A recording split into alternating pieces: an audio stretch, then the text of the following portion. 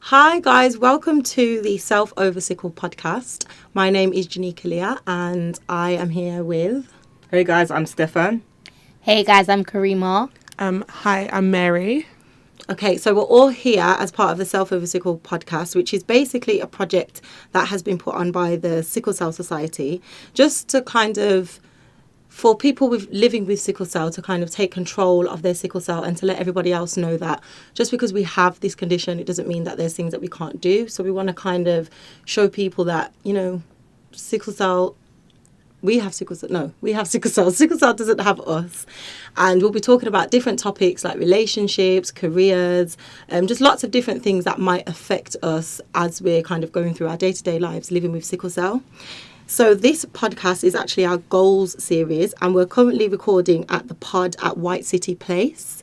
So we're in a cute box in the middle of White City and it's nice. Mm-hmm. So the goals series, we're going to be talking about relationship goals, life goals, career goals and all things that are kind of related to sickle cell on this podcast. So also we want to tell you about an event that we're having, Kareemah. Hey guys, make sure you come to our event on the 26th of March in Croydon. It's kind of like a launch event. Yeah, it's going to be a launch for the whole project. So make sure you're there. And you'll get to meet everybody that's involved. All of us will be there. There'll be other members that will be joining us in the podcast as well in future episodes. So let's just go straight into kind of what sickle cell is or what sickle cell means to us. So, as we're talking about sickle cell and all things sickle cell, what is sickle cell? And sickle cell is basically just a condition that affects the blood circulation, where our red blood cells are normally round, they're soft, and they can easily go through our blood vessels. However, in our case, our blood vessels will become crescent moon-shaped or sickle, where it gets its name from, and it can't easily pass through the vessels. And that causes tissue death and lack of oxygen within our bodies, and we go through quite a lot of pain. Mm-hmm. What does sickle cell mean to you? I mean, aside from the scientific side of things. Aside from the scientific side of sickle cell, for me, it's lifestyle. It's something that I have to live with and cope with, and that I have to make sure that I come first. My health comes first. Make sure that I'm always ready for every scenario that comes my way. Mm-hmm. What about you? Sickle cell to me is something that I think it represents me. I think of it as an accessory, but I don't let it define me. I believe that it's something I live with, but I know how to control it so that it doesn't take over my life. I know that I can take charge and still control my life. Okay. I think for me, when it comes to sickle cell, so like my whole family pretty much had it. So it's like an entirety kind of, it's a weird engulfing kind of thing. I've kind of learned how to live with it. Yeah, I've kind of learned how to live with it. But when I was a bit younger, it was kind of tricky because I was still learning my body. I was still trying to figure myself out, still trying to live like a normal life, going to uni, trying to still study and go out. And I started to learn like I had to pace myself. And thank goodness for the hospitals, I had quite a few great health professionals who kind of guided me and were quite caring in a sense in regards to that. So, but generally, you can't tell a person has sickle cell on the outside unless it's like you've got major symptoms, maybe issues. When I can't walk, you can tell. But regardless of that, it's interesting to have like that invisible element to it.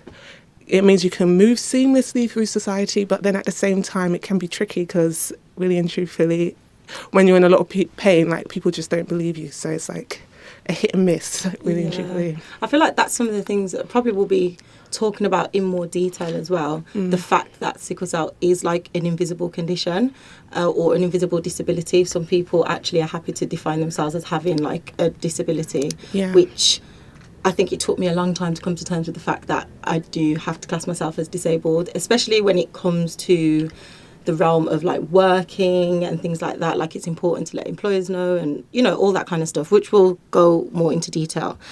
Sickle cell to me, I think I would say similar to you, Stefan. It's kind of like a lifestyle thing. It's something that you just kind of have to deal with on a day-to-day basis and find a way to try and manage it and try and take control of it and not let it become like so overwhelming. And I think, I mean, I definitely have my days where I'm just like, oh, not today. I just want to stay in bed, or I physically cannot manage to do anything. But at the same time, it also kind of gives me that strength and motivation to think, you know, I still want to be able to do everything that somebody else that doesn't have sickle cell can do. Yeah. And that's kind of like it's like a drive as well to kind of do all the things that, you know, that I want to do, and just to not let it stop me from doing anything. Yeah. So I wanted to ask you, Mo, because you said that your whole family has it. Yeah. So can you elaborate? Yeah. So my mum and dad, so my mum has full-blown sickle cell, but you know, you've got the SC and SS. So my mum's got SC, my dad has AS. You know, while they were getting together, they didn't really know much at the time in terms of, I think they just learned about ratios and thought it was going to be 1 in 4 children that potentially could have it. But all of us, me and my 2 younger siblings, sisters, got it as well. So I have SC, my middle sister has SC, my younger sister has SS. So it's kind of an interesting family. Like the great thing is that we can like relate to each other, and you know, if one of them's in hospital, I can give advice and guide them through it. The downside is sometimes we're all sick and there's housework to do, you know? So it's like, what are we going to do? But regardless of that, I think, you know, what's that saying? They say, like, God can't give you more than you can handle. Exactly. I pray that's true. It's up and down. Sometimes I believe it, sometimes I don't. But but regardless, so that's interesting. And then you've got external family that also, some of them have sickle cell as well. So okay. Do we all have? Does anyone else have any siblings with sickle cell around the table? I'm the only one in my family that has full-blown sickle cell. So my mom had AS, my dad has AS too. I took both S gene and S gene for both of them, so I got full-blown sickle cell. I've got a little brother that has AS, so he's got sickle cell trait, and then I got a twin brother and he's AA. Nothing's wrong with him. A twin brother, and wow, Lord have mercy. The way that one of each is a bit. It's a bit strange. I mean, they couldn't just share. So I'm the only one in my family that's dealt with it. So I'm the only one in my family that actually has sickle cell. Even immediate family, I don't know anybody else that has it. So it's kind of getting to understand. They're like, okay, there's sometimes where Kareemah can't do this, can't do that. Yeah. So it's a bit hard, but you know, I've learned how to just manage it and be like, I can do this, I can't do that. Yeah. They know how to do certain things. Yeah. So for me, I have 2 older brothers and 1 older sister. However, I'm the only one with sickle cell in my family. I do have external family members with sickle cell, but in immediate family, it's just me. Oh, okay. Yeah. How is it like though when it's only you generally? Like, if that makes sense. Well, as I've got older, I kind of felt bad because I was like, I feel like because I'm the only one in my immediate family that has like a disability as well, because I also have a stroke as well. So a lot of time was spent on me when I was younger, and sometimes I feel bad because I'm like, my brothers haven't really. It's like my parents spent a lot of time helping me going to hospitals, and they have to leave my brother with someone, and I've always felt like they haven't really been able, like they've been in my shadow. So that's made me feel a bit bad, but it's like, it's my condition. I can't control it. I have to try, but they have to try and get used to it, and I have a great sibling base that have done that. That's good. I think I'm kind of similar. I'm the only one in my family that has full-blown sickle cell SS. So for me, it was kind of, I don't know. I mean, I feel like all of my siblings, so I have, I'm one of 9. So I have like, not my mum, like, I've got a lot of half siblings as well. But we're all good, we all talk and stuff. But I feel like, especially when I was younger, there was a lot of everyone would kind of say that I was the favourite, but I actually just think it was because sometimes I actually needed more care and attention, which was kind of like what you were saying, Kareemah, where if I was in hospital, my dad and my mum would literally drop everything to be there, or, you know, my dad, even like to this day, like my mum and my dad are my main carers, so my dad does all the food, like he'll come, food prep for the week, we're doing this, so just in case anything happens, I'm okay, because I actually live by myself now. So as I've become a lot older and more independent, it's been a bit easier, and I think less kind of like demanding on my siblings and everyone else in my family, because sometimes I kind of just like to secretly disappear into the hospital and not tell no one, because it's just easier to kind of have to deal with by yourself. Sometimes I think it's a lot having everyone there feeling helpless. Yeah, definitely. But yeah, Kareemah, I wanted to ask you, because obviously with sickle cell comes a lot of the complications as well. So we have our pain crisis, which can be really, really painful, and like I wouldn't wish that pain on my worst enemy. But along with that, you can also get many different complications. And you mentioned one of them which you've had, which is a stroke. Yeah, so a lot of people might find this really strange, but when I was 3, I gained a stroke. It's the youngest age I've known people to have a stroke. So that was one of the complications. I've also experienced gallstones, but I don't think I've had any problem with them yet, but I just know that they're there, so I just need to be wary. So they're keeping that eye on Yeah, but if we can go back to a certain thing that you said, I remember you saying that sometimes you like to disappear into the hospital and try, because I know when you have sickle cell, people do feel helpless, like they can't touch you. They're like, what do I do? And you're like, you can't do anything because I'm in pain.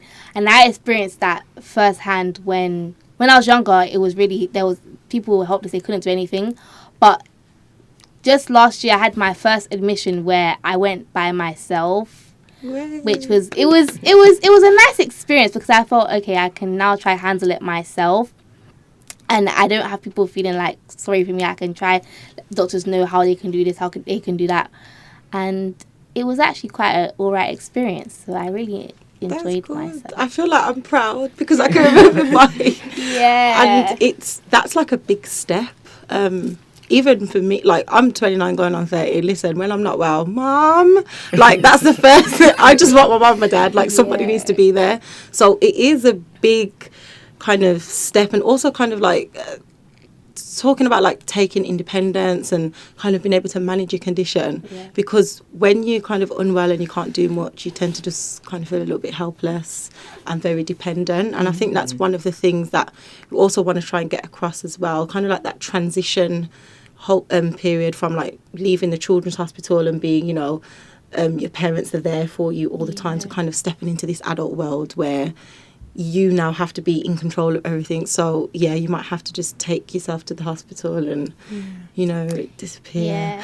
I'm going through that now because I've just transitioned over to the adult section, and now I'm 18. It's a bit, I'm trying to find a way how to become more independent, because I felt as a child a lot of things were done for me. So it's like now I'm 18 and I have to do a lot of things for myself. It's like I'm trying to figure out, okay, I need to do this. There's some things I don't know, and it makes me, I do feel helpless at times. I'm like, oh, I have to keep calling my parents, and it's like, it does weigh on your internet. You're like, oh, I'm not like the normal average teenager who can do this and do that. But then again, you have to understand that you've had a condition. You didn't have to do a lot of things for yourself. You had to, like, because unlike other people, they just had to grow up. You've also had to deal with a condition. So one thing I've also noticed is that it's made me more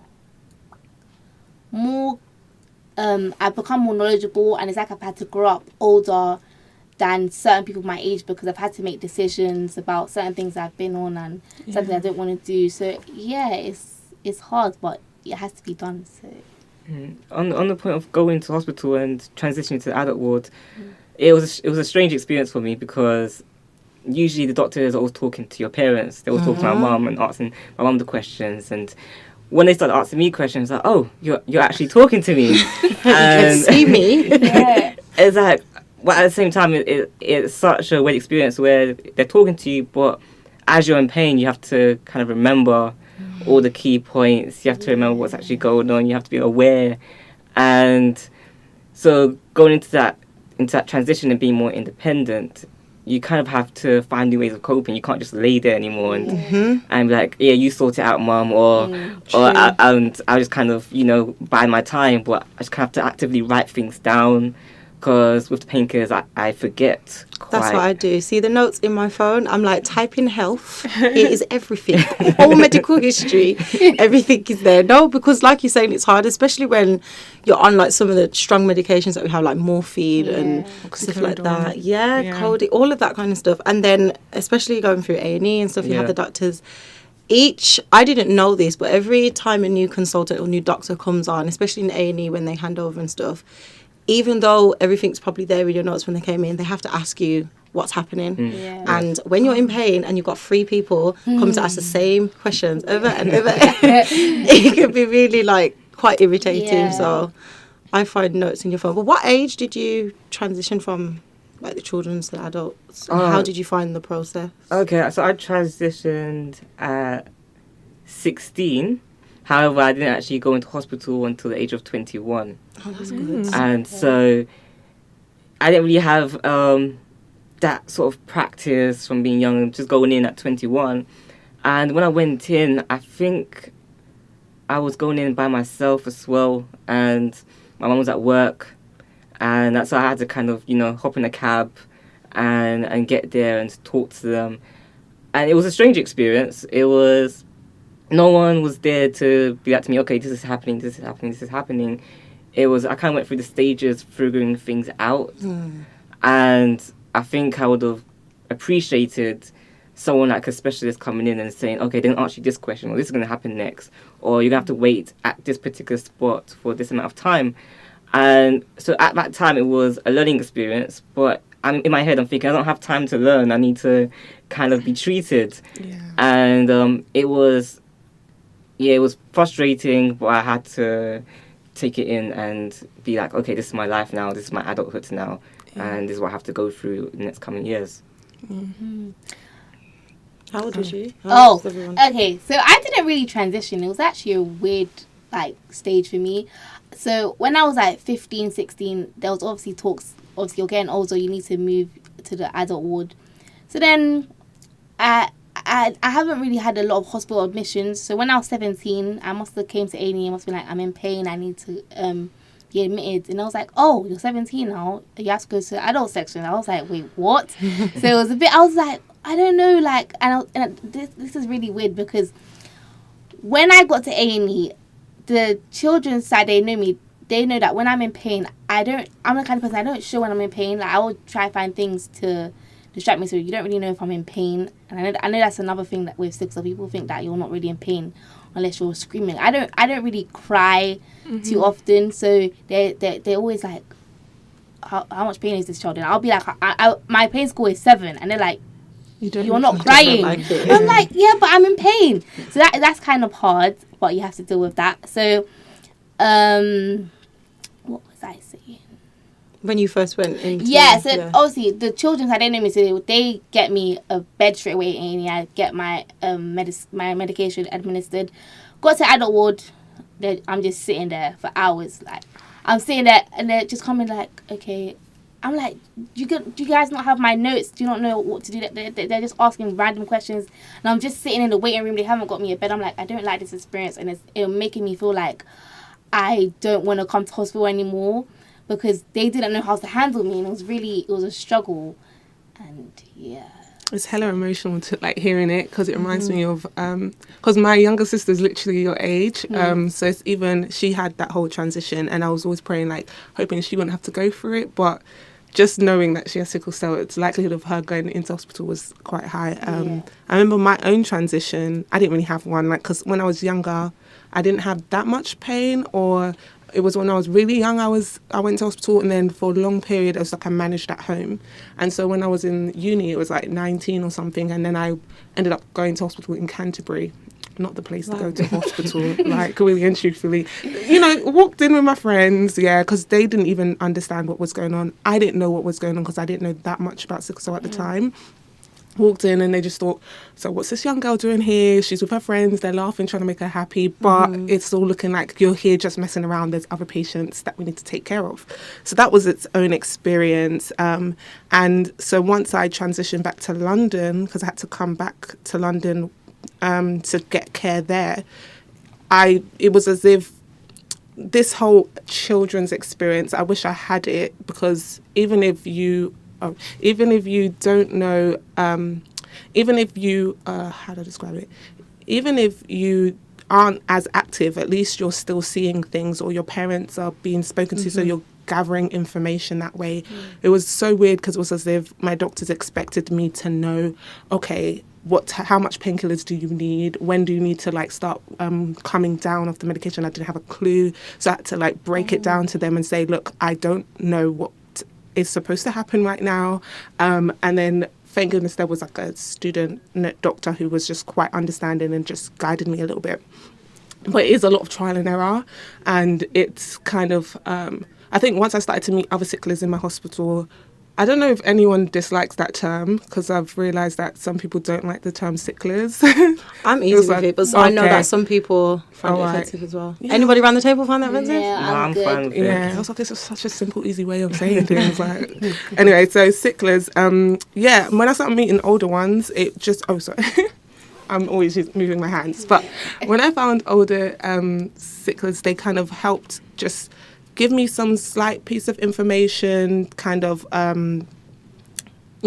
me things here and there, tell me not to be too fussed about needing medication and not to be so upset if doctors don't believe you, because really and truthfully, you've got that weird battle with them. And it's understandable, like doctors, they kind of have to do their job. Like they don't want to get you so addicted and dependent. But at the same time, it's like, how do you manage and cure or help with this massive amount of pain that the person's dealing with? So it's this weird fine balance.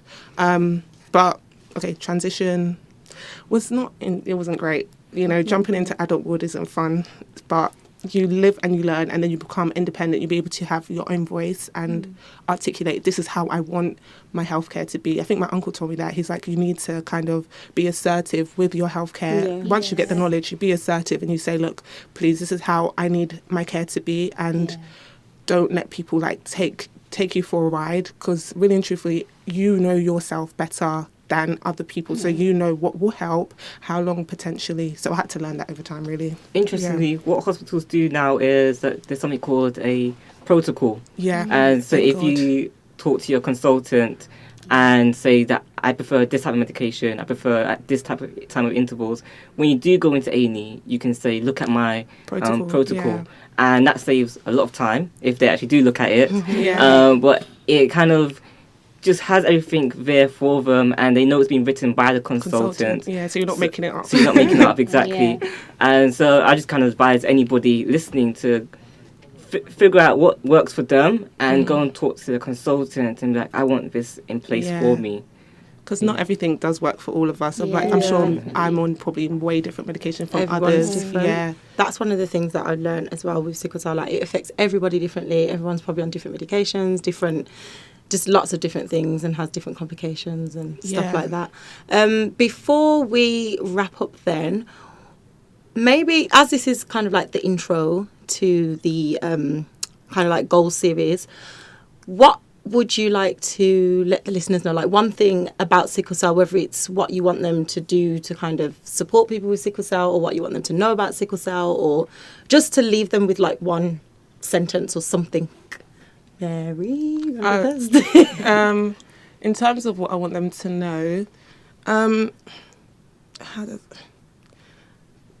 I don't know, maybe be patient. This is for people that potentially don't have sickle cell, so speaking to them, being a bit patient or understanding this whole, because it's like prevalent in the Black community. Obviously it affects other people in other races, but it is prevalent in our community, and we do have an issue of like, there's the whole faith. Sometimes church folk might say certain things just to be not just a bit more understanding, caring, know that it is a condition, and it can be like people who have it are trying to live a relatively normal life, but there might be more time that the person might need to take, not to just kind of automatically dismiss them. That's also the whole donating blood. That's something I think it would be great if people could like potentially start considering.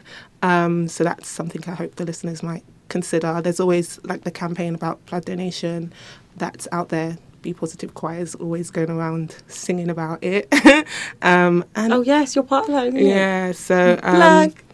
Tell the people about it quickly. tell them about the choir, do you mean? Well, oh, where sorry. they can find yeah. you. Or... Oh, it's social medias. So on NHS Give Blood, because we did combine with NHS Blood and Transplant as well as Mobos. So they connected, created the choir. So you can see us on either social media page or even the Be Positive Choir page, Instagram page. So there's a lot of places where you could probably find us, YouTube or something like that. And that's all about basically encouraging people to donate blood. Yeah, especially people from our community, because like me, myself, I get like 10 units every month, you know. So, but because I can't donate myself, I try and like go around and campaign a little bit about it, give back a little bit if I can. Cool. Kareemah, what would you like to let the listeners know? I think it's important, that when you're with a person with sickle cell, you need to be patient, as Mary said, but you also need to make sure that they're always got fluids, that they're kept warm, and just, I know with me, for example, when I'm in pain, sometimes I go quiet, so if that happens, just try be there as a support system. I know it's a bit helpless, you feel helpless that you can't do anything, but just try to make sure that they're topped up on fluids, that they're felt warm. They need anything, just be there for them, and don't try to feel like you're a burden, but just try to be like a helping hand. Great. So for me, as people listen, they're going to probably find that everyone has different experiences with sickle cell. Not everyone is the same. And just for those that don't have sickle cell to understand, everyone is affected differently. Yeah. And it's important to really sit down and speak to the person that you know with sickle cell and understand how does it affect them, and so you can be a better friend, carer, or have that relationship with them. Yeah. Cool. Okay. I think I want everybody just to kind of be more considerate and take the time to speak to someone with sickle cell or ask them something, or just get to learn like one thing about sickle cell, because it's one of the most common genetic disorders in the world, yet not a lot of people know about it. So I think it's really important for the community and for everyone with sickle cell and who doesn't have sickle cell to kind of just know about it and, you know, see what you can do to help the people and keep listening. Your genotypes and stuff like that. Yeah, and don't, in regards to what Janica's saying, don't believe the myths and taboos. Just try learn about it so that you're educated. Don't speak on something if you're not educated about it. So yeah, you can listen to the podcast to educate yourself, you know? And it doesn't have to be all serious and scientific. We're going to be, you know, talking about our real life experiences and, you know, some of it will be fun, some of it might be emotional, but at the end of the day, it's all learning, and we're trying to just bring more awareness to the topic of sickle cell. So before we go, I just want to remind you guys that we're having the event, which is on the 26th of March. 26th of March, that will be in Croydon, so look out for further details on that. And also you can follow us on Instagram, which is at selfoversickle. And yes, thanks for listening. Bye everybody. We had a great first session. Yeah.